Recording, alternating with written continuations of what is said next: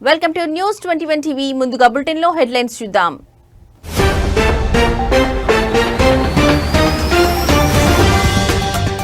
బీహార్ ఎన్నికల షెడ్యూల్ రాకముందే హీట్ ఎక్కుతున్న రాజకీయాలు. కాంగ్రెస్ బీజేపీ పార్టీల మధ్య మాటల యుద్ధం.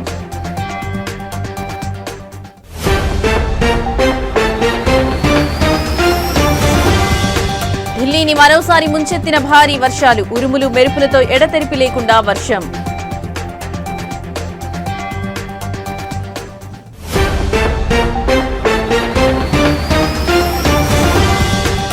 రుషికొండపై నిర్మించిన ప్యాలెస్ ను పరిశీలించిన పవన్. తీవ్ర ఆశ్చర్యం వ్యక్తం చేసిన డిప్యూటీ సీఎం.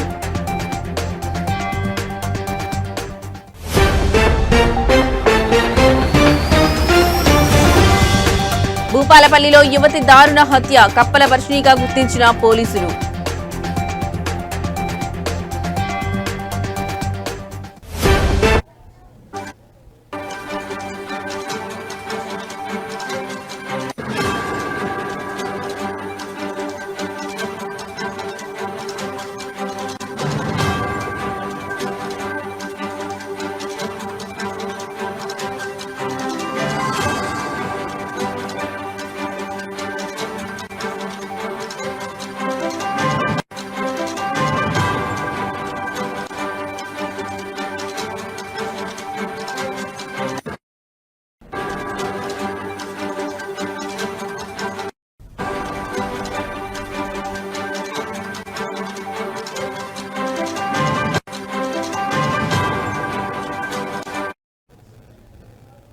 రైట్, ఇక బ్రేకింగ్ న్యూస్ చూస్తున్నాం. బీహార్ లో ఎన్నికల షెడ్యూల్ రాకముందే రాజకీయాలు హీటెక్కుతున్నాయి.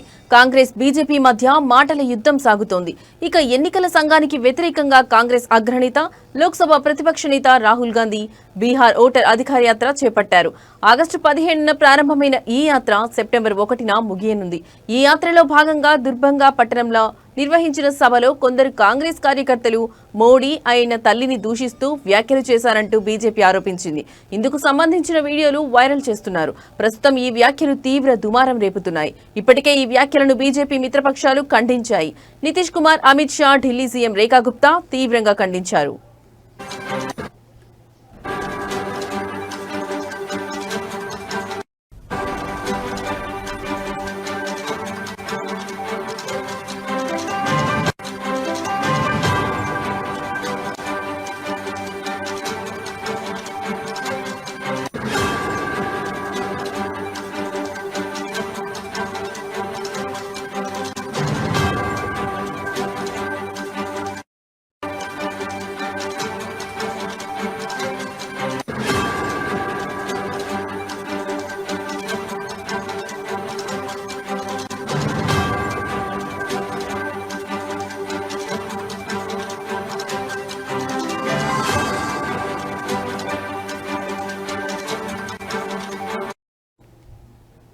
తాజాగా పాట్నాలో బీజేపీ కార్యకర్తలు కాంగ్రెస్ కార్యాలయాన్ని ముట్టడించారు. ఈ సందర్భంగా ఇరు వర్గాలు కర్రలు, రాళ్లతో కొట్టుకుని బీభత్సం సృష్టించారు. తలలు పగిలేలా రెండు పార్టీల కార్యకర్తలు కొట్టుకున్నారు. దీంతో పరిస్థితి ఉద్రిక్తంగా మారింది. పోలీసులు జోక్యం చేసుకుని ఇరు వర్గాలను చెదరగొట్టారు.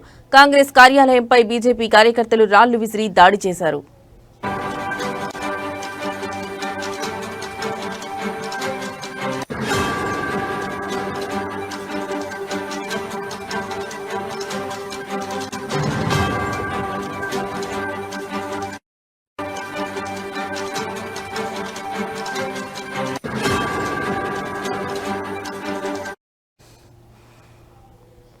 ఇక మోడీ ఆయన తల్లిపై అనుచిత వ్యాఖ్యలు చేసిన కాంగ్రెస్ కార్యకర్తపై బీజేపీ ఫిర్యాదు చేసింది. కొందరు గుర్తు తెలియని వ్యక్తులు మోడీని హిందీలో దూషిస్తున్నట్టుగా వీడియోలు దర్శనమిస్తున్నాయి.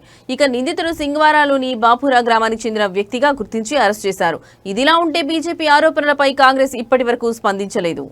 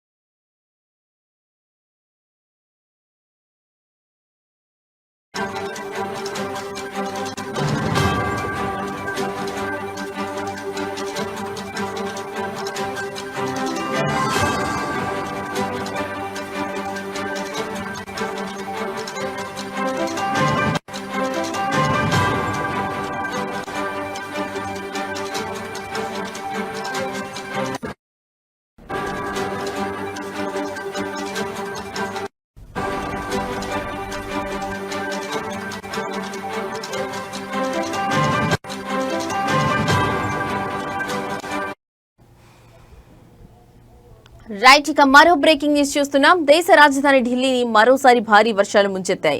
శుక్రవారం ఉదయం నుంచి ఉరుములు మెరుపులతో ఎడతెరిపి లేకుండా వర్షం కురుస్తోంది. రహదారులన్నీ చెరువులను తలపిస్తున్నాయి. దీంతో వాహనదారులు తీవ్ర ఇబ్బందులు ఎదుర్కొన్నారు. ఇక భారీ వర్షాల కారణంగా ఉద్యోగస్తులంతా మెట్రో రైలుపైనే ఆధారపడ్డారు. అయితే భారీ వర్షాల కారణంగా పలు స్టేషన్లలో మెట్రో రైల్వే సర్వీసులకు అంతరాయం ఏర్పడింది. దీంతో ప్రయాణికులకు స్టేషన్లు కిటకిటలాడుతున్నాయి. అంతేకాకుండా 170 విమాన సర్వీసులకు కూడా తీవ్ర అంతరాయం ఏర్పడింది. విమాన ప్రయాణికులంతా తీవ్ర ఇక్కట్లు ఎదుర్కొంటున్నారు.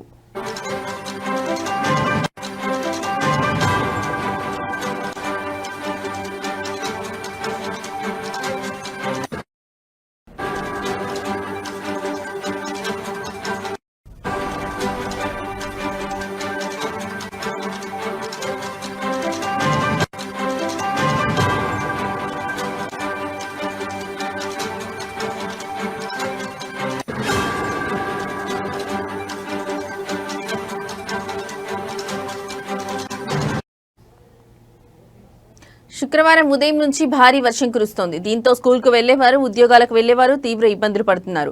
కీలక మార్గాల్లో భారీ ట్రాఫిక్ జామ్ ఏర్పడింది. ఢిల్లీ ట్రాఫిక్ పోలీసులు తెలిపిన వివరాల ప్రకారం డిఎన్డి ఫ్లైవే, మధుర రోడ్, వికాస్ మార్గ్, ఐఎస్బీటీ, గీతా కాలనీ, రాజారాం కోహ్లీ మార్గ్లో అంతరాయం కలిగింది. బాదార్పూర్ నుంచి ఆశ్రమం వరకు వాహనాలు పెద్ద ఎత్తున క్యూలో ఉండడంతో కార్యాలయాలకు వెళ్లే ఉద్యోగులు, పాఠశాల బస్సులు నెమ్మదిగా కదిలాయి. కొన్ని ప్రాంతాల్లో వర్షం కారణంగా నీరు నిలిచిపోవడంతో ఈ అంతరాయం ఏర్పడిందని అధికారులు తెలిపారు.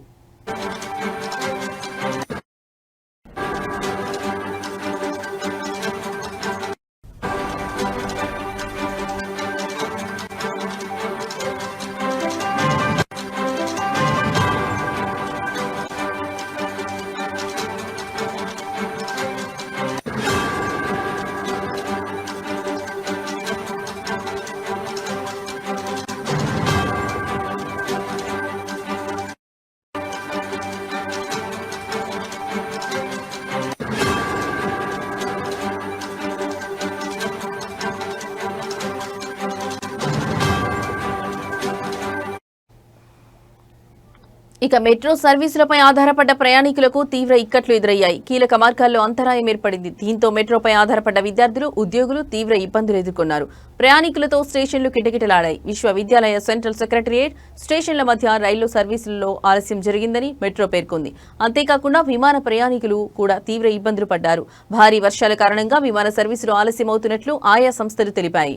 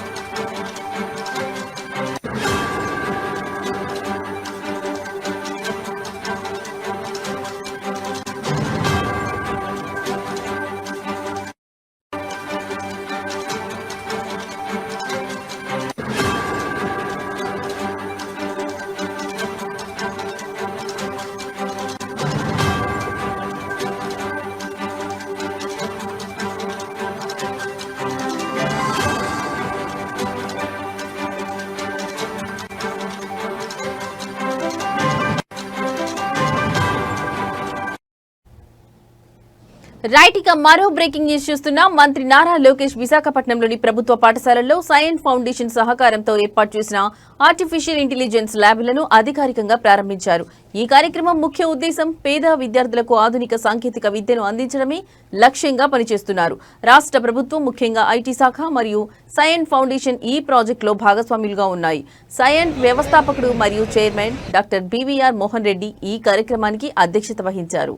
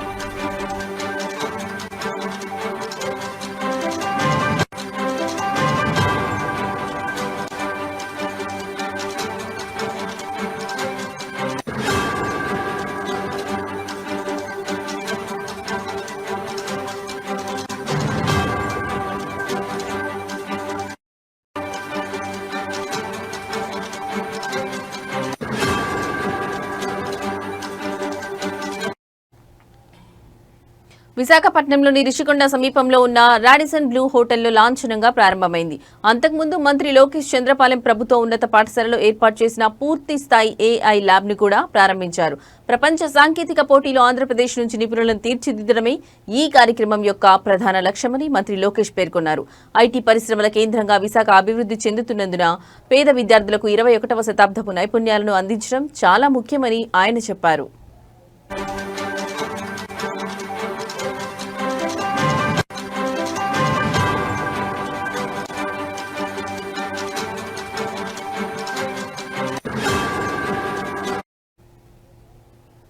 ప్రస్తుతం ఈ ప్రాజెక్టు విశాఖపట్నంలోని 50 పాఠశాలల్లో ప్రారంభమైంది. దీని ద్వారా 25,000 మంది విద్యార్థులు లబ్ధి పొందుతున్నారు. భవిష్యత్తులో ఈ కార్యక్రమాన్ని రాష్ట్ర వ్యాప్తంగా అన్ని ప్రభుత్వ పాఠశాలలకు విస్తరించాలని ప్రభుత్వం యోచిస్తోంది. ఈ ల్యాబ్ల ద్వారా 7వ తరగతి నుండి 10వ తరగతి వరకు ఉన్న విద్యార్థులకు ఏఐ, స్ట్రీమ్ మరియు రోబోటిక్స్ వంటి రంగాల్లో డిజిటల్ శిక్షణ ఇస్తారు.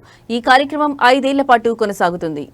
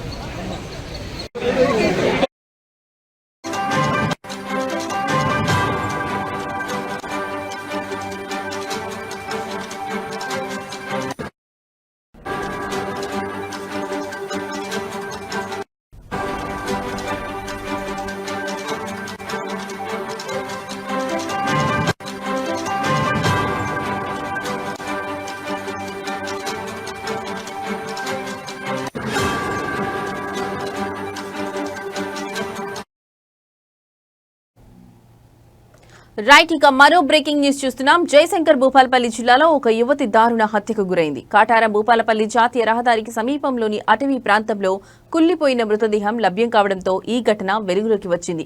మృతురాలిని చిట్యాల మండలం ఒడితల గ్రామానికి చెందిన 22 ఏళ్ల కప్పల వర్షిణిగా గుర్తించారు.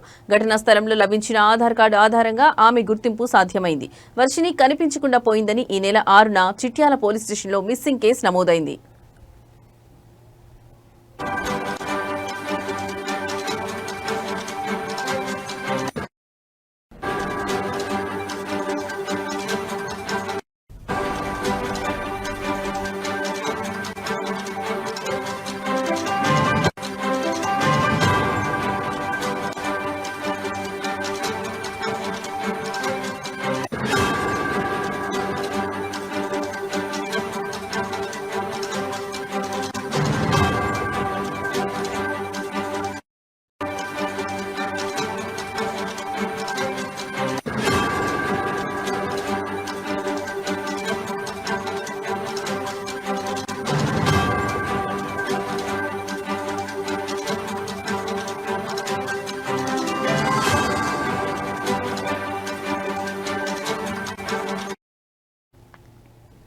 మృతదేహం లభించిన ప్రాంతంలో పసుపు, కుంకుమ, నిమ్మకాయలు వంటి పూజా సామాగ్రి ఆనవాళ్లు కనిపించాయి. దీంతో ఇది క్షుద్ర పూజల కోసం చేసిన నరబలిగా పోలీసులు అనుమానిస్తున్నారు. ఈ ఘటనపై కేసు నమోదు చేసుకున్న కాటారం పోలీసులు దర్యాప్తు ప్రారంభించారు. అన్ని కోణాల్లోనూ విచారణ జరుపుతున్నట్లు తెలిపారు.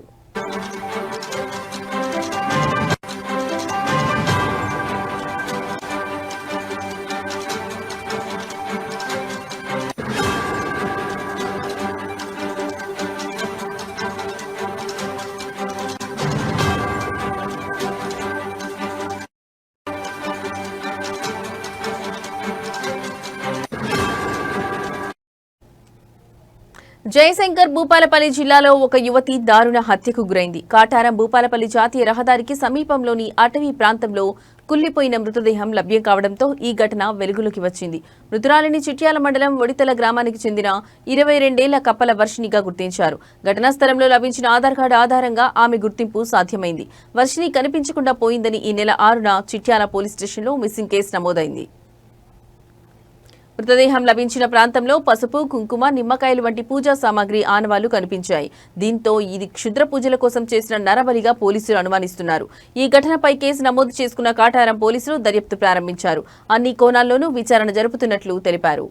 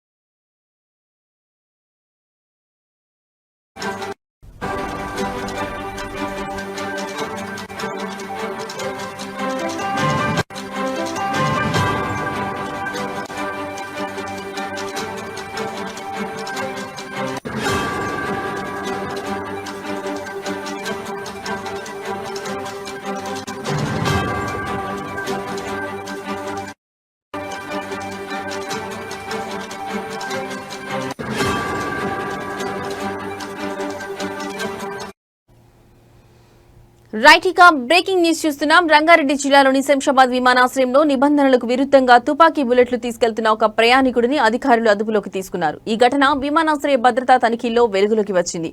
పంజాబ్ కు చెందిన సుఖదీప్ సింగ్ 32 అనే వ్యక్తిని పోలీసులు గుర్తించారు. సుఖదీప్ సింగ్ శంషాబాద్ ఎయిర్పోర్ట్ నుండి అమృత్సర్ కు వెళ్లడానికి వచ్చారు. వస్తువుల స్క్రీనింగ్ సమయంలో అతని లగేజ్ లో తుపాకీ, బుల్లెట్లు ఉన్నట్లు భద్రతా అధికారులు గుర్తించారు. అధికారులు వెంటనే అతడిని అదుపులోకి తీసుకుని పోలీసులకు అప్పగించారు. ప్రస్తుతం పోలీసులు కేసు నమోదు చేసి ఈ బుల్లెట్లు ఎందుకు తీసుకెళ్తున్నాడనే దానిపై దర్యాప్తు చేస్తున్నారు.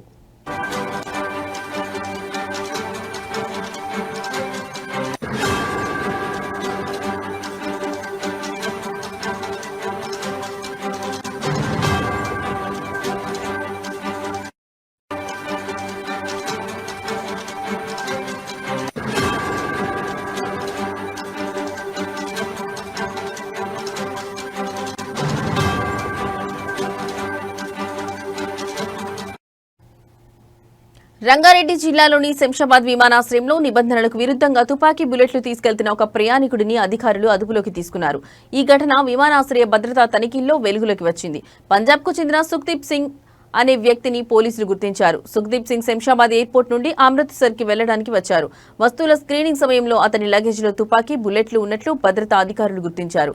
అధికారులు వెంటనే అతడిని అదుపులోకి తీసుకుని పోలీసులకు అప్పగించారు. ప్రస్తుతం పోలీసులు కేసు నమోదు చేసి ఈ బుల్లెట్లు ఎందుకు తీసుకెళ్తున్నాడనే దానిపై దర్యాప్తు చేస్తున్నారు.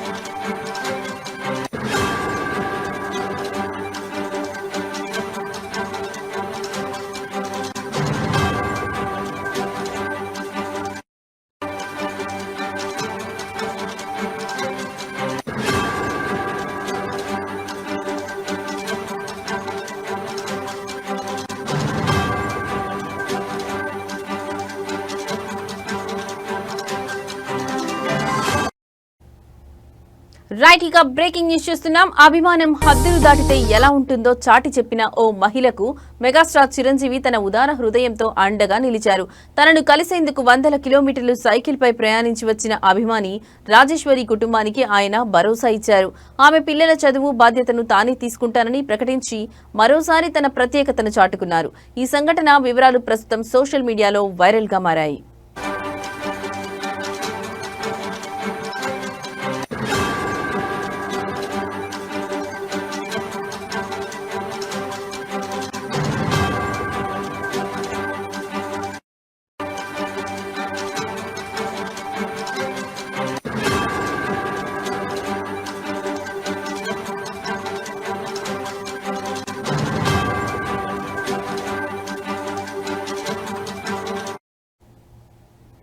కర్నూలు జిల్లాకు చెందిన రాజేశ్వరి మెగాస్టార్ చిరంజీవికి వీరాభిమాని. తన అభిమాన నటుడిని కలవాలనే బలమైన ఆకాంక్షతో ఆమె కర్నూలు నుంచి హైదరాబాద్ వరకు సైకిల్ యాత్ర చేపట్టారు.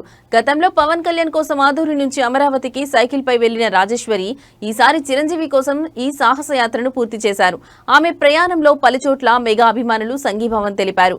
హైదరాబాద్ చేరుకున్న అనంతరం తన పిల్లలతో కలిసి ఆమె చిరంజీవిని కలిశారు.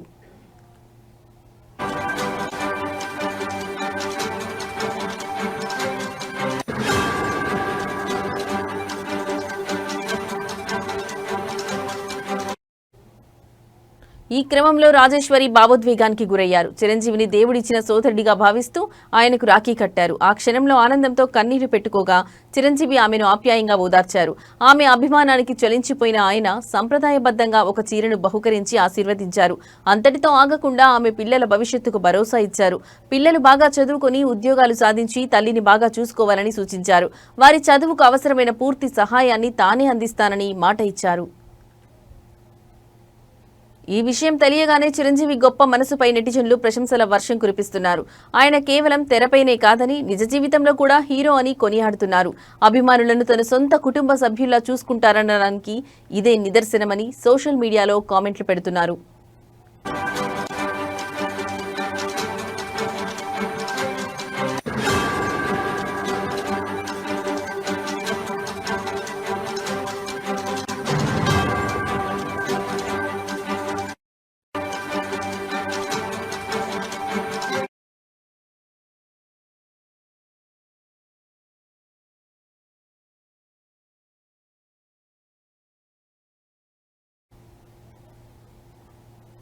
జనసేన అధినేత ఉప ముఖ్యమంత్రి పవన్ కళ్యాణ్ గత ప్రభుత్వ హయాంలో ఋషికొండపై నిర్మించిన ప్యాలెస్ ను పరిశీలించి తీవ్ర ఆశ్చర్యం వ్యక్తం చేశారు.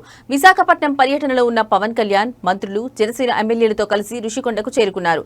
భవనాల లోపల ఉన్న అత్యంత విలాసవంతమైన బెడ్రూమ్లు, బాత్రూంలను చూసి విస్తుపోయారు. ప్రజాధనంతో ఇలాంటి ప్యాలెస్ లు అవసరమా అని ఆయన ఆవేదన వ్యక్తం చేశారు.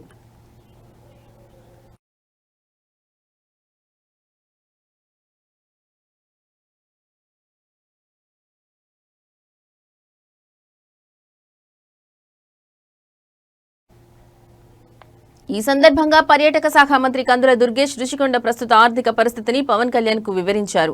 గతంలో ఇక్కడ హరిత రిసార్ట్ ఉన్నప్పుడు ప్రభుత్వానికి ఏటా సుమారు 7 కోట్ల రూపాయల ఆదాయం వచ్చేదని తెలిపారు.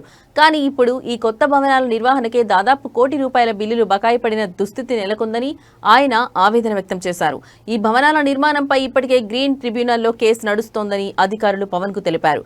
ఇప్పుడు కూటమి ప్రభుత్వంలో భాగస్వామిగా వాస్తవ పరిస్థితులను ప్రజల ముందు ఉంచేందుకు వచ్చానని తెలిపారు.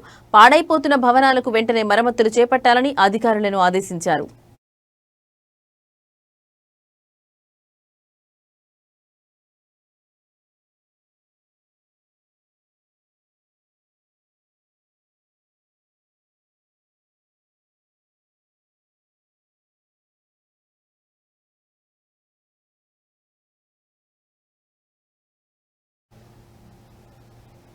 నటుడు మంచు మనోజ్ రంగారెడ్డి జిల్లాలోని బాలాపూర్ గణేష్ ను దర్శించుకున్నారు. ఇది బాలాపూర్ గణేష్ ఉత్సవాల సందర్భంగా జరిగింది.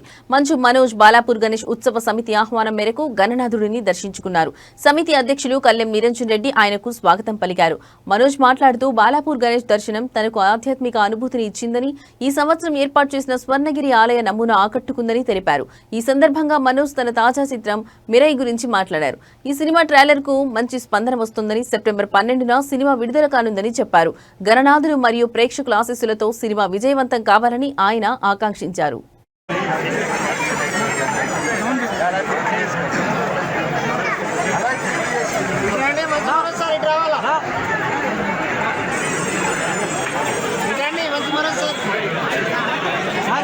సార్ కొంచెం ఫోన్ డౌన్ చేయవా?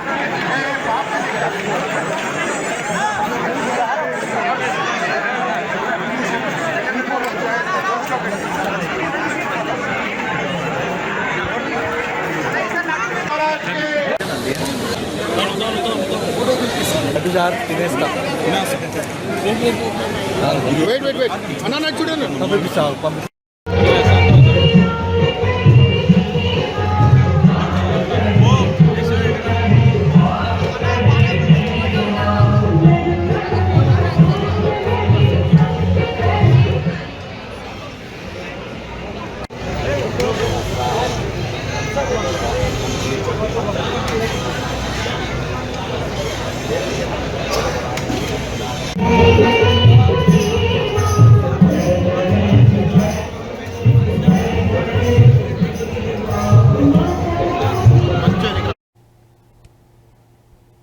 ఇవి ఇప్పటి వరకు నా బులెటిన్ అప్డేట్స్. నమస్తే.